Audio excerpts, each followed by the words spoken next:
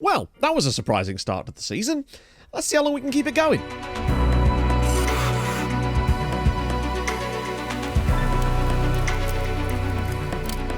As always, if you have been enjoying the series up to this point, smash the like button. That's extremely helpful and all of that other jazz. No bushes shall be beaten around today. We're going to jump straight in as we have a big chunk of league fixtures to get through today. I mean, honestly, if we finish today's episode not in the relegation zone, I'll be an extremely happy man. Now, that's obviously quite a big chunk of season, so things could still go horribly wrong for him right now. We could lose 8 in a row from this point, for all we know. I think it's unlikely, but I just want to make sure that we're nice and comfortable going into that middle stage of the season where you know that we do tend to have our little wobbles. We want to make sure that wobble doesn't put us in the relegation places. However, I have made a signing, only on loan, albeit, and this is Kofi Asare. I think I might have showed you him in the transfer episode. A player that we were potentially looking at as a loanee. Now, obviously, he's an inside forward. That's not really the reason I brought him in. The reason I brought him in is to play backup as a striker for us. Now, we've got regular starter status. Now, that could still cause problems later, but I think he'll be okay because we actually have some congested fixtures straight away, and I think he'll do an okay job. Also, Richard Sanchez has once again complained that I wasn't able to get him out on loan. How many times can I try and loan a player that no one wants? However, I have now offered him out for a transfer, and he's looking like he's going to move to the Tampa Bay Rowdies. So,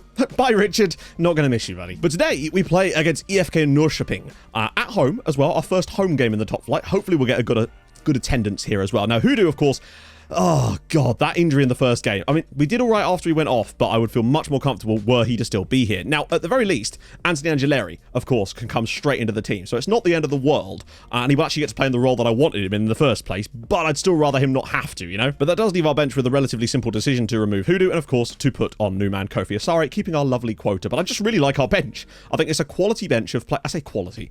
Quality compared to last year. I'm just excited to see what we can accomplish. In fact, let me have predictions. Where do you think in the league this season we're going to finish? Because I think it's a 16-team league. I reckon we're going to come 9th. I honestly think we might be having a better season than expected. Now, usually when I predict us to do well, that's when things go wrong. That's why I'm always so negative.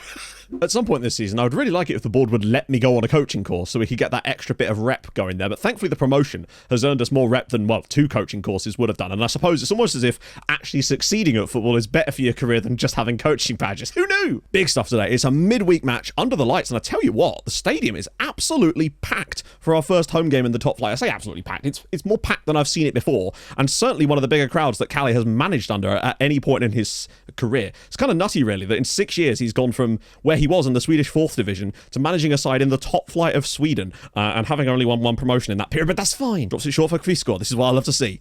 That little drop. Oh, what a ball around the side from Donizete. I think he's going to be key this season. Lindell and Panache. It's 1-0. 3 minutes in, Panache scores in back-to-back matches at the start of the season. It's just like last year. I honestly think that Donizete could be a game changer this season. Like, I know Kvistgaard has that wonderful passing ability, but this pick out here from Donizete, first time into the channel for Lindell, he's opening up the avenues for Lindell to really get forward this year. Panache round the defenders, and it's 1-0 to Degerfors already. Nice to see some of the guys translate from the second tier as well. Bengtsson being one of them, of course. Ball in. Mutimbanyoka, good header on target. Kalsas, ball over the top though. Sam's in behind. That's a good save from Jeffrey Gall. This is such nice build up as oh, hang on the rebound. Panache puts it over the line for 2-0. I think he's offside though. I don't know. The referee's put his flag up. Yes, it's been disallowed. Oh, no replay. Half time. Once again, we have been the better side. I didn't see we didn't get a replay of the disallowed Panache goal, so I don't know how close it was. Probably nowhere near. It's getting a bit tied up in knots here. It's all the way through. Oh, lots of space in the centre now. Kendall moving it across slowly. Donizete. Oh, nice ball around the side for Panache. Oh, what a strike. Panache Mutimbanyoka makes it 2-0 to Degerfors with his 3rd goal in 2 matches at the start of the season. Lovely little ball from Donizete just to set him up. I was not expecting a goal. The moment that we rotate this into the middle of the pitch, Donizete just pops this in to a lovely bit of space. But this is something else from Panache. What about that for a finish? We might actually win 2 out of 2. Just very not used to us looking so stable all of a sudden. If anything, we've got better upon joining the top flight. Now, that could just be because we've been able to sign players that actually really suit our style of play and given us depth off the bench so we don't tail off so much in games, perhaps. I don't know, but it's exciting. We've still got to see it out, though. 12 minutes to go. Still, a goal back for Norrköping now, and things start to change for us, potentially. We've had to make a few little substitutions to freshen things up, as this is a midweek game. And it's in the chance here. Højbjerg! Blocked brilliantly, and Bengtsson will clear. Ooh, hello. Wait, what on earth? Oh, it's in. Gabriel Lacerda. I don't know what happened with the defending on that one. Degerfors 2, Norrköping 1. We do concede our first goal of the season. We're going to win the match anyway, hopefully, if we can just hold out for a few more seconds. But Donizete looks like the type of player that I think we're going to have a great time with this year as we win our second match in a row in the top flight and in front of our home fans. And I'd say we deserved it. 2 more goals from Panache Mutin Banyoka. And that now pushes us, lovely, 6 points clear of the drop zone. 3rd in the league after 2 matches. Now, obviously, maybe the teams we were playing against early doors, like, I mean, Elfsborg are already bottom, and, well, Norrköping only got a point in their first game, so maybe these were just lucky results. I don't know. We'll see how we do when we come up against the likes of Malmö and EFK Göteborg and Djurgården and teams like that. That's going to be a real test for us. I don't see us getting and staying up here this season. I'm saying staying up, I mean the top part of the league, but still, having a stable first season with lots of goals in it would be very nice indeed. Maybe we can go further. Who knows? I'm just not used to it in this save. Donazete's ball in and Kalle Björklund!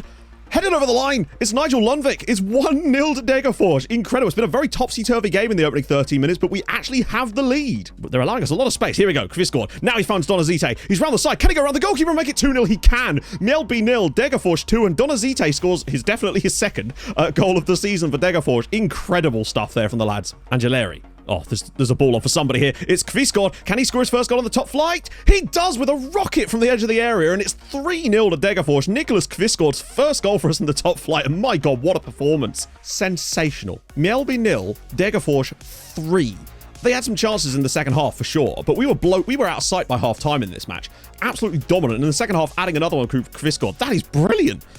I don't know what's happened to this team, but it's brilliant. It's only taken us 6 years, but we might have finally done a thing and set up a team that could actually win some matches. But to just stroll into the top right and win our first 3 matches in a row is quite something. Just the 9-point gap to the relegation places already. Only off the top of the league on goal difference. Obviously, we're not going to stay there, but it's just fun the fact that we were able to get these results and look so comfortable doing it. Sanchez is going to complete his move to the Tampa Bay Rowdies. That is fine. Also freed up an insane amount of wage budget. Hussein, this is a great angle for him, unfortunately. And it's a great free kick from Bilal Hussein. It's 1-0 to AIK. It's kind of been coming. We've been doing our best to hang on in there. That's just a great free kick. Not really got much support, but he's found Kvistgaard. He might get the end of this, and he actually does. Well done, Nicholas. That's brilliant. Lindell. Might find room for the cross here. He's got support out wide. Goes alone. Asare's in there. Kvistgaard! Yes! I caught 1! Degerfors 1. Nicholas Kvistgaard gets his second goal in as many matches, and that all really came from him just bringing the ball down. Tremendous stroke of luck at the end to have Nicholas Kvistgaard earn us a point here. We did not deserve that point by any means, but to get 10 points on the board after 4 games, that would be something, wouldn't it? Is pretty impressive. We held fast in a game that we were really on the ropes in. Looked pretty solid. They only scored a direct free kick in this match, so that's still something. And we've not even got our set-piece machine really rolling yet this season, as that keeps us 3rd in the league. 10 points on the board. Still, 10 clear now of automatic relegation. Also, who's that we see down there? Is that GIF Sundsvall? Oh, dearie me. God, aren't you glad we didn't join them, eh? That could easily come back to bite me now. Cut to them finishing above us later this year. But this is a game we could potentially win, and already, Kvistgaard gives us the lead after just 6 minutes. 3 goals in 3 games for a man I said was starting to struggle, and now we have the lead again. Come on! Donizete, can we finally get a set-piece goal in the mix as well? Linger, no. Wait, it's a penalty, apparently. I don't know what's happened. Kendall from the spot could give us a 2-goal lead inside 10 minutes. William Kendall in the top flight, drills it home. We're 2 goals up. His first goal in the top flight of Swedish football for us anyway. And now we're 2 goals to the good. This is a ridiculous start to the year. Come on. Honestly, we could have had more goals in this game. It just kept on climbing and climbing and climbing. Our opponents had, we saw 1 highlight for them, which obviously I wouldn't have shown you because nothing happened from it. But my God. What a performance. It's like teams are just underestimating us massively at this level. We're just sweeping. It's brilliant. You have no idea how far away from my expectations this start of the season has been. Safety from relegation is looking pretty good. 12 points clear of the automatic drops, and obviously with this result here, 11 points clear of the other particular situation there. Sundsvall still down in the mud, but Elfsborg, my goodness. They barely stayed up last season. It looks like this year they are headed through the trap door because 5 defeats out of 5 and a minus 12 already is insane. We're actually 5 points inside what I think might even be the European places at the moment. I don't think it is, though. I think that just says 6. It always says 6, I think. The highest that Degerfors have ever finished in the top flight was 8th in 1994. I'll tell you what, right? We could maybe... No. Let's not get ahead of ourselves. Donizite's ball in. Björklund has scored! Kalle Björklund at the back post from the free kick. We've not scored any corners yet this season, but 2 free kick goals. Weird one, but Björklund's on it again. 1-0 Degerfors. I mean, Asari's never going to win the... how on earth has Kvistgaard brought that down? Drops into the path of Asari. Can he finish it? No, he can't, as Howard makes a big stop. Donizete could still drop this on Lingo's head, though. It's not out of the realms of possibility. Whips it in. Lingo's header, and he has scored! His first goal for us has surely wrapped up our 5th win in 6. If the Swedish football media is any bit as cringe and cliche as the English football media, we would be one probably win away from being described as a breath of fresh air in Swedish football. Great ball in. Lingo finally scores a corner goal for us when we didn't really need it, but it doesn't matter because it's 2-0. Away at 6th place and a clean sheet. The back line is just doing mad things at the moment. Björklund's on a 9.1 for this game. We really had to rely on that, but again, Donizete, what a signing he's been. I don't even know what to say, other than that it's incredible that we've managed to lose a spot in the league despite winning.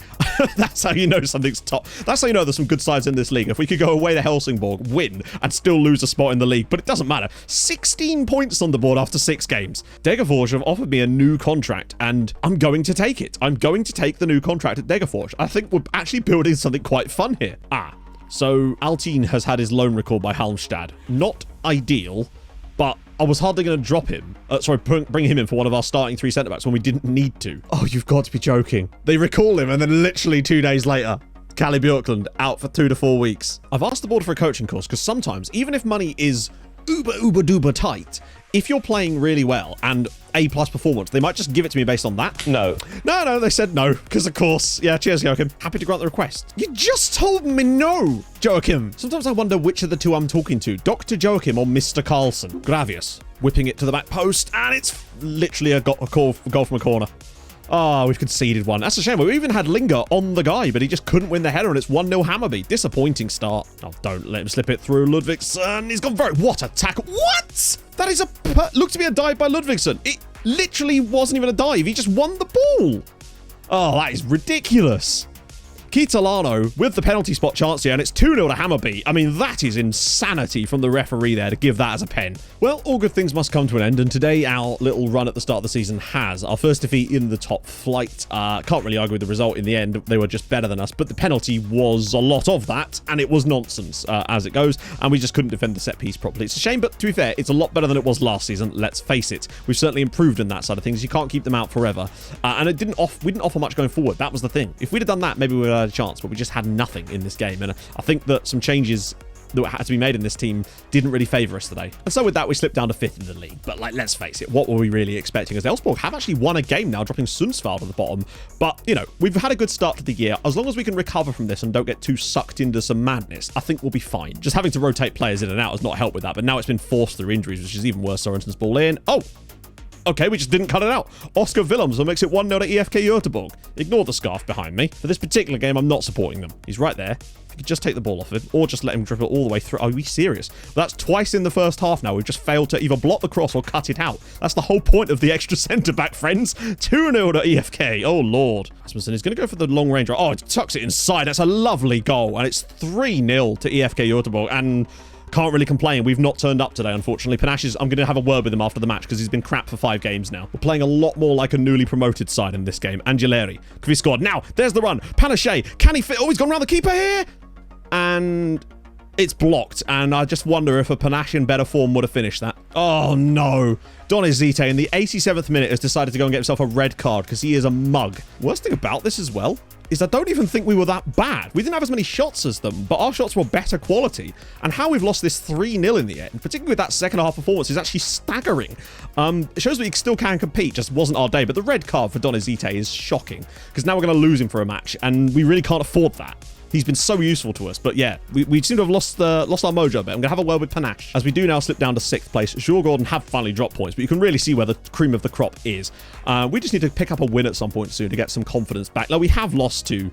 well, we lost to EFK there. We lost to Hammarby, who are above us. But we did beat Helsingborg in that great away win. So we can beat those teams. It's just, I don't know. We were good today as well, in spite of the scoreline. Honestly, not sure how we haven't managed to win that game in the end, or even have a goal scored. In fact, in our last 2 matches, we've created more than enough to have scored maybe 2 or 3 goals and have yet to manage to score any.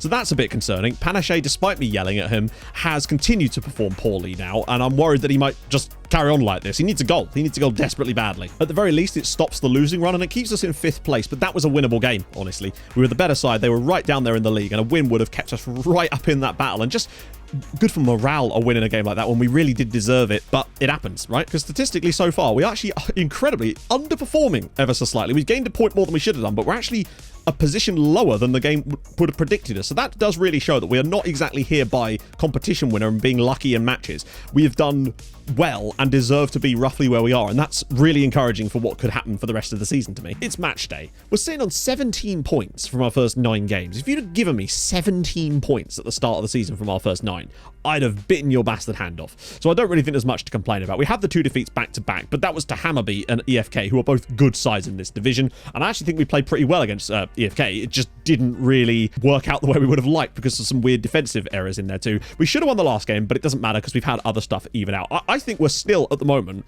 deserving of being where we are. Now, today is a slight problem because we play against EK Sirius. Now, of course, we have Panache Mutin Banyoko on loan from them, which means he can't play in this match. Maybe sitting him out for a game isn't the worst thing in the world anyway, so Kofi Asare is going to have to start this one. Björklund is touch and go whether he'll be ready to come back in, but bugger me, we need him.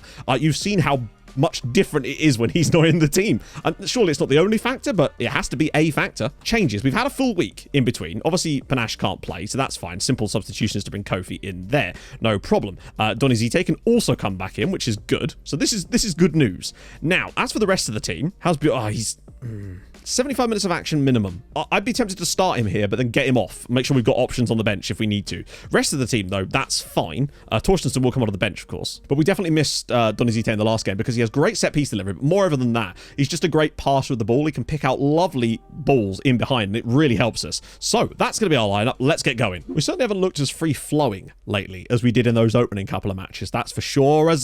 Just over the bar from Helene. He's got support from Kvistgaard, who's pulled right outside here. What a touch. Goes around his man. No real support. Asare now does make his way into the box. Lindell can scoop it through. Donizete! Oh, he could have maybe brought that down because it just allows us to keep winning the ball back. Donizete to Kendall. Asare does well. Spins it into the channel for Bengtsson. He's done really well this season. Just needs to find that low cross to someone, perhaps. There it is. Oh, it's well blocked. Donizete's delivery. And Lonvik has hit the base of the post, and that had to be a goal. Donizete from a long way out. Oh, what a save. Björklund will pick this up, though. Flipped up. Knocked down. Oh, Christ, back round the side for Dahlstrom. Goes round the goalkeeper. Good save from Jeffrey Gao. Biggest chance of the match, I'd say. Well, half-time, very, very even game here. We had the best of it for the most part up until literally on the stroke of half-time when Jeffrey Gao was forced into a huge stop. But we just don't look fantastic right now. Scooped long. Flicked down, and we're just not getting near people currently. And now it's a chance for Dahlstrom. He's gone around the goalkeeper, and it's another good save from Jeffrey Gao. At the moment, I think we'd be lucky to get a point. Zayden. Good clearance, but unfortunately, our strikers were too pushed up that time. Oh, loads of space for Cabran. Another good block. Angileri. Oh, we could spin this back inside, maybe. Lindell just go to the byline and drop this across, perhaps. No, back for Angileri. Oh, now we're playing our way into trouble. Lindell. Angileri with a bit of space. Ball in. Enquist! Good save. That was probably the best chance we've had all night. Cabran clipping it through. Surely the keeper can't keep this one out, and he does. Again, Gal to the rescue. Man of the match for me. Zayden. Ball in, clean, over the bar. 10 seconds to go, and it looks like it's going to be back-to-back 0-0s. Ball in, unless, no, that's going to do it. I think we're going to have 2 back-to-back 0-0s. Good from the defensive side of things to once again keep the clean sheets going, but yeah, the front line have really lacked in recent matches. I mean, this one we didn't deserve to score any goals, but it is still kind of nuts that that's 3 games now without finding the back of the net, when we should have scored like 3 or 4, but it happens, right? We got emphatically worse, I'd say, in the second half of that game. We still remain 5th in the league, and obviously that was still an away point against the team above us in the league. We keep ourselves nicely gapped, still 15 points clear of the drop zone, motoring our way towards survival, which is really still the goal after all, with Sundsvall still 10 games in with no wins. So we're doing okay in that, given that we have actually managed to win 5 and...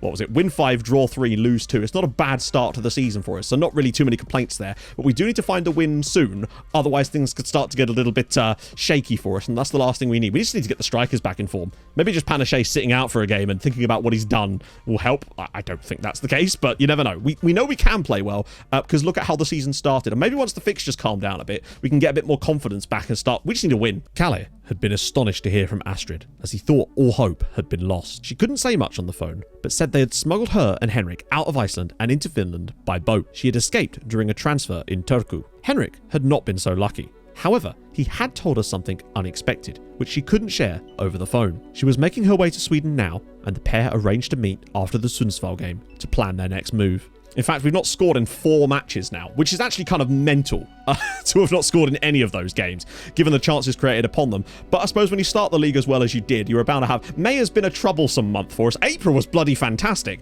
May has been a bit crap. But next up, though, it's GIF Sundsvall at home, a team who have not won a match this season and we came up with last year. If we beat them in that, that's the perfect palate cleanser to keep them muddied and to get our confidence back going into Kalmar and then Djurgården after that. So it certainly doesn't get easier, but luckily, as you can see, the fixtures really do calm down. That's our last Wednesday fixture of the season. And after that, we can really just get our heads down and start focusing on the rest of the year. Still, very, very entertaining start to the year, nevertheless. Maybe not for the home fan, or not for the fans in the last 4 matches, but still, at least we stopped the rot, right? So, if you've enjoyed this episode and you're looking forward to the rest of our season in the top flight of Sweden, drop a like.